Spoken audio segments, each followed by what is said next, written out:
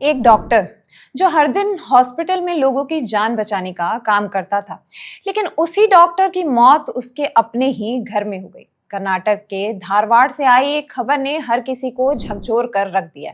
45 साल के anaesthesiologist doctor किरण अपने फ्लैट में मृत पाए गए। उनके शरीर पर चाकू से हमले के निशान थे। सबसे दर्दनाक बात यह रही कि उसी घर में उनका 8 साल का बेटा भी गंभीर हालत में पाया गया। बच्चे के शरीर पर भी चाकू से कई वार किए गए थे। उसे तुरंत हॉस्पिटल में भर्ती कराया गया, जहां उसका इलाज चल रहा है। आखिर ऐसा क्या हुआ था उस रात? नमस्कार, मैं अनामिका और आप देख रहे हैं बजर बट्टू लॉजिकल। आज हम बात करेंगे कर्नाटक से सामने आए एक ऐसे मामले की जिसने हर किसी को परेशान कर दिया।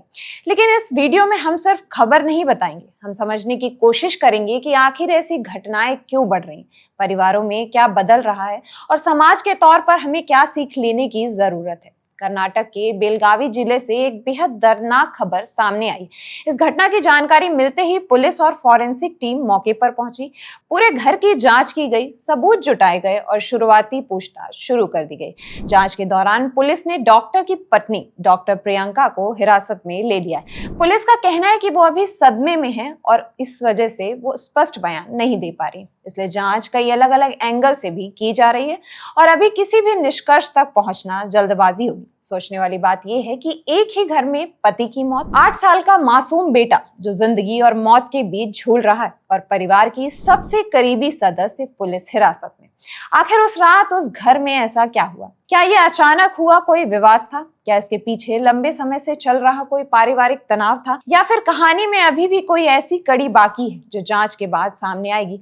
इन सभी सवालों के जवाब अभी किसी के पास नहीं है। Police mobile data, forensic report, घटनास्थल से मिले सबूत और परिवार के लोगों के बयान के आधार पर पूरी घटना की कड़ियां जोड़ने की कोशिश कर रही। Hubli Dharwad police commissioner S Shashi Kumar के मुताबिक शुरुआती जांच से पता चला है कि अपार्टमेंट में कोई बाहरी आदमी नहीं घुसा, क्योंकि ये एक बहुत ज्यादा सुरक्षित रेसिडेंशियल कॉम्प्लेक्स है। पुलिस ने कहा कि घटना के समय घर के अंदर सिर्फ 3 लोग, पति, पत्नी और बच्चा थे। ये मामला तब सामने आया जब डॉक्टर किरण के रिश्तेदारों ने उनसे बार बार कांटेक्ट करने की कोशिश की। कहा जाता है कि उनकी पत्नी ने उन्हें बताया कि वो आराम कर रहे हैं, बाद में बताया कि वो बाहर गए। जब शाम तक उनसे संपर्क नहीं हो पाया तो परिवार के सदस्य अपार्टमेंट में गए, जहां उन्हें खून से लथपथ पाया गया। उन्हें घर के अंदर घायल बच्चा भी मिला। कमिश्नर ने कहा कि पत्नी अभी सदमे में है और अलग अलग अजीब बयान दे रही। लेकिन इस घटना ने एक बार फिर हमारे समाज के सामने एक बड़ा सवाल खड़ा कर दिया। हम हमेशा कहते हैं कि घर सबसे सुरक्षित जगह होती, लेकिन जब ऐसी घटनाएं घर की 4 दीवारी के अंदर होने लगे तो क्या हमें सिर्फ इस केस की जांच का इंतजार करना चाहिए, या फिर ये भी सोचना चाहिए कि आज परिवारों में, रिश्तों में ऐसा क्या बदल रहा है जो कई बार हालात इतने दर्दनाक मोड़ तक पहुंच जाते हैं। पिछले कुछ सालों में हमने ऐसे कई मामले देखे हैं जहां सबसे खतरनाक घटनाएं घर की 4 दीवारी के अंदर हुई हैं और कई बार छोटी छोटी बातें धीरे धीरे इतनी बड़ी हो जाती हैं कि उनका अंत किसी त्रासदी में होता है। क्या यही हमारे समाज की नई सच्चाई बनती जा रही है?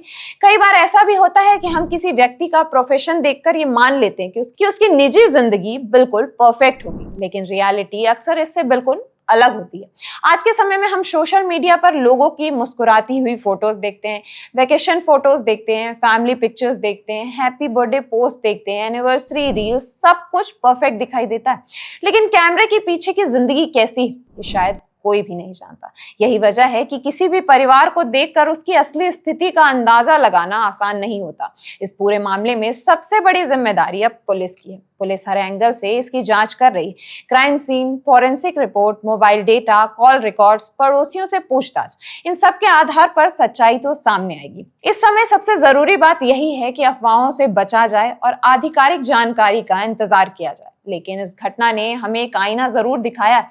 हम अपने करियर को समय दे रहे हैं, पैसा कमाने में लगे हुए, सोशल मीडिया पर एक्टिव हैं, लेकिन क्या हम अपने परिवार के लिए समय निकाल रहे हैं? क्या हम अपने रिश्तों को सुन रहे हैं? क्या हम अपने बच्चों की बातों पर ध्यान दे रहे हैं? क्या हम अपने गुस्से को संभालना सीख रहे हैं? क्योंकि हर बड़ी त्रासदी की शुरुआत हमेशा किसी बड़े कारण से नहीं होती। ये सिर्फ एक क्राइम स्टोरी नहीं। क्या आपको लगता है कि आज के परिवारों में कम्युनिकेशन पहले से कम हो गया है? क्या मेंटल हेल्थ और फैमिली काउंसलिंग को लेकर समाज को और जागरूक होने की जरूरत है? अपनी राय हमें कमेंट में जरूर बताएं और ऐसी ही देश और दुनिया की बड़ी खबरों के लिए देखते रहिए बजर बट्टू दुनिया।